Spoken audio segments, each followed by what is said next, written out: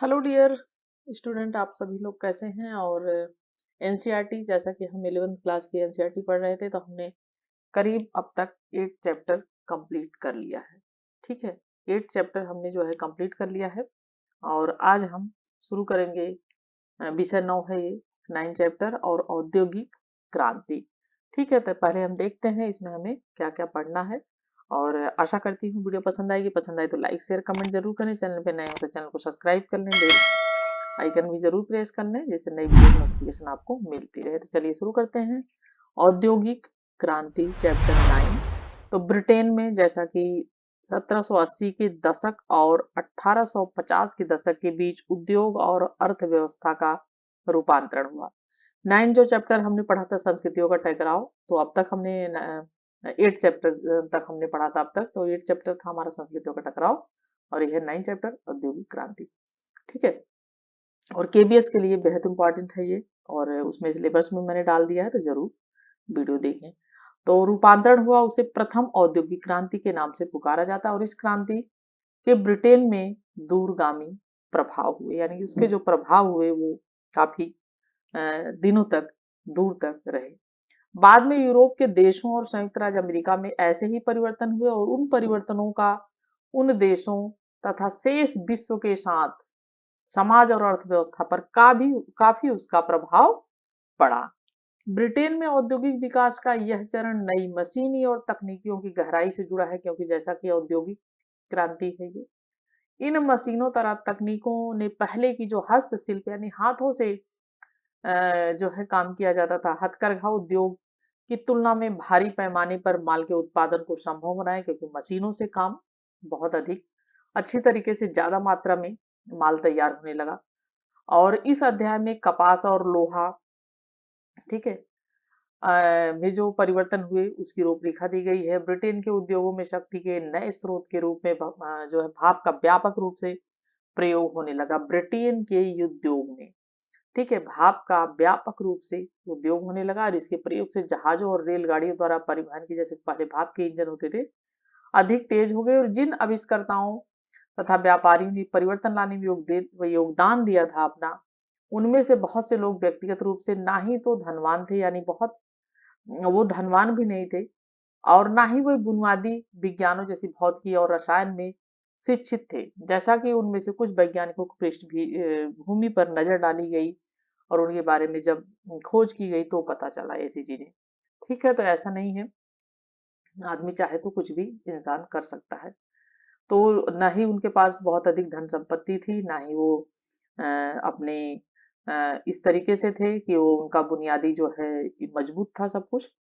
और आगे चलकर औद्योगिकरण की वजह से कुछ लोग समृद्ध हो गए, लेकिन इसके प्रारंभिक दौर को लाखों लोगों के काम करने की खराब एवं बदतर जो रहन सहन की परिस्थितियां थी उससे जोड़ा जाता है। और इसमें स्त्रियां और बच्चे भी शामिल थे। इससे विरोध भड़क उठा, फलस्वरूप सरकार को कार्य करने की परिस्थितियों के नियंत्रण के लिए फिर कानून बनाने पड़े। और वहां औद्योगिक क्रांति लगभग 1850 के बाद आई। रसायन और बिजली जैसे नए औद्योगिक क्षेत्रों का विस्तार हुआ। उस दौरान ब्रिटेन में पहले विश्व भर में औद्योगिक शक्ति के रूप में अग्रणी था। और आप जानते हैं कि उस समय इंडिया पर भी ब्रिटेन का शासन था, और पिछड़ गया, और जर्मनी तथा संयुक्त राज्य अमेरिका उससे आगे निकल गए। ठीक है, अग्रणी था पहले उस समय, लेकिन बाद में पिछड़ गया, और अमेरिका और जर्मनी जो है आज के समय में देखें तो सबसे अधिक उनसे ज्यादा मात्रा में आगे निकल गए। ठीक है, औद्योगिक क्रांति शब्द का प्रयोग यूरोपीय विद्वानों द्वारा फ्रांस में जॉर्जिस मिशले, ठीक है, और जर्मनी में फ्राइडिंग एंजल द्वारा किया गया। अंग्रेजी में इस शब्द का प्रयोग सर्वप्रथम दार्शनिक अर्थशास्त्री थे अर्नल्ड टॉयनबी द्वारा, ठीक है, अर्नल्ड टॉयनबी द्वारा उन परिवर्तनों का वर्णन करने के लिए किया गया जो ब्रिटेन के औद्योगिक विकास में 1760 से 1820 के बीच हुए थे। और इस दौरान ब्रिटेन में जॉर्ज तृतीय का शासन था। किसका शासन था? जॉर्ज तृतीय का शासन था, और जिसके बारे में टोयनबी ने ऑक्सफोर्ड विश्वविद्यालय में कई जो है व्याख्यान दिए थे। उनके व्याख्यान की असामयिक मृत्यु के बाद उनकी जो है उनके व्याख्यान और उनकी असामयिक मृत्यु के बाद 1884 में एक पुस्तक के रूप में प्रकाशित हुए थे, और जिनका नाम था lectures on the industrial revolution in England. ठीक है, popular addresses, notes and other fragment. और इंग्लैंड में औद्योगिक क्रांति पर व्याख्यान, लोकप्रिय अभिभाषण, टिप्पणियां और अन्य अंश। ठीक है, और परवर्ती इतिहासकार टी.एस. हेस्टन, पॉल मंतू, एबी हॉफबाउम मोटे तौर पर टानिन विचारों से सहमत थे और 1780 से 1820 के दौरान कपास और लौह उद्योगों, कोयला खनन, सड़कों और नहरों के निर्माण और विदेशी व्यापार में उल्लेखनीय आर्थिक प्रगति हुई। एस्टन ने तो इस औद्योगिक क्रांति का उत्सव मनाया जब इंग्लैंड छोटी छोटी मशीनों और कलपुर्जों की बाढ़ से अपना जो है अप्लावित हो रहा था। ब्रिटेन क्यों? ठीक है, ब्रिटेन पहला देश था जिसने सर्वप्रथम आधुनिक औद्योगिकरण का अनुभव किया। ये पॉइंट आप नोट करें कि पहला देश था ब्रिटेन जिसने सबसे पहले आधुनिक औद्योगिकरण जो है वो उसका अनुभव किया। 17वीं शताब्दी से राजनीतिक दृष्टि से सुदृढ़ और संतुलित रहा था। इसके तीनों हिस्से इंग्लैंड, वेल्स और स्कॉटलैंड पर एक ही राजतंत्र यानी सम्राट का एक छत्र शासन रहा था। इसका अर्थ है कि यह हुआ कि संपूर्ण राज्य में एक ही कानून व्यवस्था, एक ही सिक्का यानी मुद्रा प्रणाली जो थी, एक ही बाजार व्यवस्था थी और इसी बाजार व्यवस्था में स्थानीय प्राधिकरणों का कोई हस्तक्षेप नहीं था। ठीक है, यानी वे अपने इलाके से होकर गुजरने वाले माल पर कोई कर नहीं लगा सकते थे जिससे उसकी कीमत बढ़ जाती। 17वीं शताब्दी के अंत तक आते आते मुद्रा का प्रयोग विनिमय और आदान प्रदान के माध्यम से व्यापक रूप से होने लगा था। बाद में मुद्रा प्रणाली का विनिमय, व्यापार उसका, तब तक बहुत से लोग अपनी कमाई जो थी वस्तुओं की बजाय मजदूरी और वेतन के रूप में पाने लगे थे। पहले क्या होता था कि काम करते थे तो उन्हें जो वस्तु से काम करते थे तो उन्हें उसी वही कुछ वस्तुएं उनको मिल जाती थी, लेकिन बाद में वेतन के रूप में वो पाने लगे। इससे लोगों को इससे आमदनी खर्च करने के लिए अधिक विकल्प प्राप्त हुए और वस्तुओं की बिक्री के लिए बाजार का विस्तार हो गया। ठीक है, 18वीं शताब्दी में इंग्लैंड एक बड़े आर्थिक परिवर्तन के दौर से गुजरा था जिसे बाद में कृषि क्रांति कहा गया। और यह एक ऐसी प्रक्रिया थी जिसके द्वारा जमींदारों ने अपने ही संपत्तियों के आसपास छोटे छोटे खेत यानी फार्म खरीद लिए और गांव की सार्वजनिक जमीनों को घेर लिया। इस प्रकार उन्होंने अपनी बड़ी बड़ी भू संपदाएं बना ली जिससे खाद्य उत्पादन की वृद्धि हुई और इससे भूमिहीन जो किसान थे जिनके पास भूमि नहीं थी, किसानों और गांव जो भूमिहीन किसान थे, किसानों और गांव की सार्वजनिक जमीनों पर जो पशु चराने वाले चरवाहों और जो पशुपालक थे जो पशुओं को पालते थे, कहीं और काम धंधा तलाशने के लिए उन्हें मजबूर होना पड़ा और उसमें से अधिकांश लोग आसपास के शहरों में फिर चले गए थे। ठीक है, और अंग्रेजी के सुप्रसिद्ध लेखक ओलियर गोल्ड स्मिथ, ठीक है, 1728 से 74 तक अपनी कविता उजड़ा गांव में इस स्थिति का चित्रण किया है। कुछ पंक्तियां देखते हैं। वे इंसान जो अपने धन और अहंकार से पनप रहा उस जमीन के लिए, गरीबों ने अपना सब कुछ हारा है। वो जमीन जहां उसकी झील बनी है, वो जमीन जहां उसके बगीचे के आगे चारों ओर फैली हुई है, उस जगह जहां उसके घोड़े बंधते थे और वह जहां जहां घोड़ों के साजो सामान रखे जाते थे वहीं उनके कुत्ते रहा करते थे। वो रेशमी आलस्य जिसके उसके अंग ढके हैं न जाने कितने पड़ोसी खेतों के आधे से ज्यादा उपजों की छीना, यानी वहां पे जो गरीब मजदूर रहते थे और कार्य करते थे उन्हें कृषि खेती करते थे जैसे भी अपना उन्हें गुजारा करते थे, उन्हें छोड़कर जाना पड़ा। शहर व्यापार और वित्त।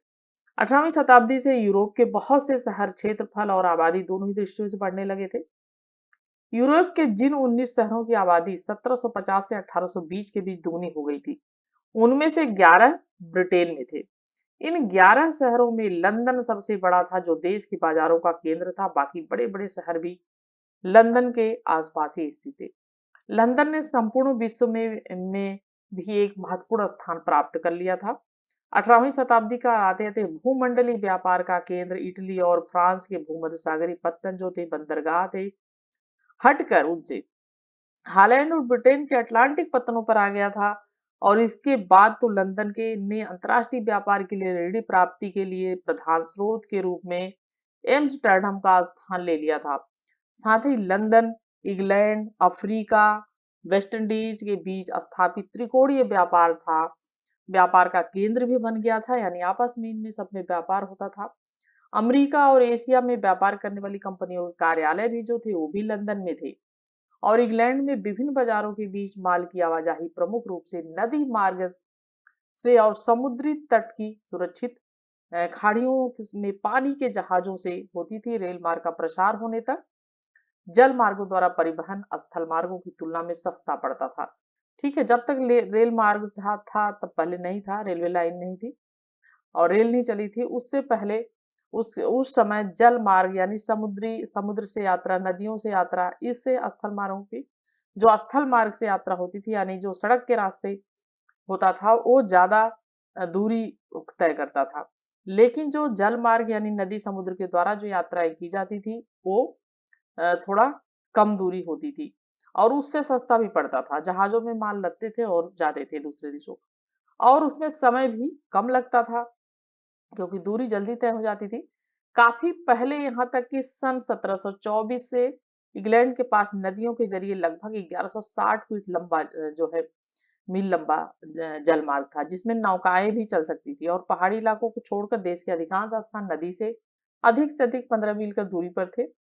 चूंकि इंग्लैंड की नदियों के सभी नौचालनी भाग समुद्र से जुड़े हुए थे, ठीक है, इसलिए नदी पोतों के जरिए ढोया जाने वाला माल समुद्र तटी जहाजों तक, जिन्हें तटपोत कहा जाता था, आसानी से ले जाया और सौंपा जा सकता था। यानी जो माल थे उन्हें ढोया जाता था और फिर जहाजों तक ले जाया जाता था, फिर उन्हें आसानी से मतलब उससे आसान था और आसानी से ले जाया जा सकता था और दिया भी जा सकता था, सौंपा जा सकता था। सन 1800 तक इन कोस्टल तटपोतों पर काम करने वाले नाविकों की जो संख्या थी वो जो है 1 लाख तक पहुंच गई थी। ठीक है, और देश की वित्तीय प्रणाली का केंद्र बैंक ऑफ इंग्लैंड जो है 1694 में स्थापित था और 1784 तक इंग्लैंड में कुल मिलाकर 100 से अधिक प्रांतीय बैंक हो थे और अगले 10 वर्षों में इनकी संख्या बढ़कर तिगुना हो गई थी। ठीक है, 100 से अधिक थे और उसके बाद तिगुना हो गई थी तो 300 प्लस हो गए और 1820 के दशक तक प्रांतों में 600 से अधिक बैंक थे और अकेले लंदन में ही 100 से अधिक बड़े बैंक थे और बड़े बड़े औद्योगिक उद्यम स्थापित करने और चलाने के लिए आवश्यक वित्तीय साधन इन्हीं बैंकों द्वारा उपलब्ध कराए जाते थे। 1780 के दशक से 1850 के दशक तक ब्रिटेन में जो औद्योगिकरण हुआ उसके कुछ कारण ऊपर बताए जा चुके हैं और जो हमने पढ़ा भी। और गांव से आए यानी गरीब लोग नगरों में काम करने के लिए उपलब्ध हो गए थे जो गांव से आए थे। बड़े बड़े उद्योग धंधे स्थापित करने के लिए आवश्यक ऋण राशि उपलब्ध कराने के लिए बैंक भी मौजूद हो गए थे, यानी ऋण कर्ज लोन आदि के लिए तो बैंकों की भी व्यवस्था हो चुकी थी और परिवहन के लिए एक अच्छी व्यवस्था भी उपलब्ध थी। और आगे की पृष्ठ जो होंगे उनमें नए कारकों का वर्णन किया गया है। प्रौद्योगिकी परिवर्तन की श्रृंखला जिससे उत्पादन के स्तरों में अचानक वृद्धि कर दी, नया परिवर्तन तंत्र जो रेल मार्गों के निर्माण से तैयार हो गए। इन दोनों विकास क्रमों के मामले यदि बीच के समय को सावधानी पूर्वक देखा जाए तो यही पता चलेगा कि इन विकास क्रमों और उनके व्यापक इस्तेमाल के बीच कुछ दशकों का अंतराल रहा था। इसलिए कोई यह न समझे कि प्रौद्योगिकी के क्षेत्र में कोई नया आविष्कार होते ही उद्योग में तत्काल उसका प्रयोग शुरू हो गया। 18वीं शताब्दी में कुल मिलाकर 26,000 आविष्कार हुए। 26,000 आविष्कार हुए, उनमें से आधे से आविष्कार जो हुए 1782 से 1800 तक की अवधि में। ठीक है, 1782 से 1800 तक की अवधि में यानी कुल 18 वर्षों में। ठीक है, और इन आविष्कारों के कारण अनेक परिवर्तन भी हुए। इन परिवर्तनों में केवल 4 बड़े परिवर्तनों अर्थात लौह उद्योग का रूपांतरण, कपास की कटाई, बुनाई और भाप की शक्ति का विकास और रेल मार्गों की शुरुआत पर चर्चा हम करेंगे। ठीक है, कोयला और लोहा। ठीक है, इसे नेक्स्ट नेक्स्ट जो वीडियो होगा उसमें हम पढ़ेंगे थोड़ा अच्छे तरीके से। और आशा करती हूँ कि वीडियो पसंद आई होगी। पसंद आए तो लाइक शेयर कमेंट जरूर किया करिए, कमेंट किया करिए। और ये सब चीजें बहुत इंपॉर्टेंट है जो भी एनसीईआरटी में मैं पढ़ा रही हूँ और इन्हीं से क्वेश्चन बन के उसमें आपके केबीएस में पूछे जाएंगे और इसी से क्वेश्चन बन के अभी टीजीटीओ का जो एनबीएस का एग्जाम हुआ था उसमें भी आए थे और पीजीटी का जो एग्जाम हुआ था उसमें भी एनसीईआरटी से क्वेश्चन पूछे जाते हैं। तो अच्छे खासे क्वेश्चन एनसीईआरटी से आएंगे आपके और केबीएस में भी सिलेबस है पूरा एनसीईआरटी का। तो जरूर ध्यान दें और अच्छी तरीके से वीडियो पढ़ें, जो इम्पोर्टेंट चीजें हैं जो उसे नोट करते चलें। ठीक है, इसी के साथ नेक्स्ट वीडियो में फिर मिलती हूँ, तब तक के लिए thank you for watching video.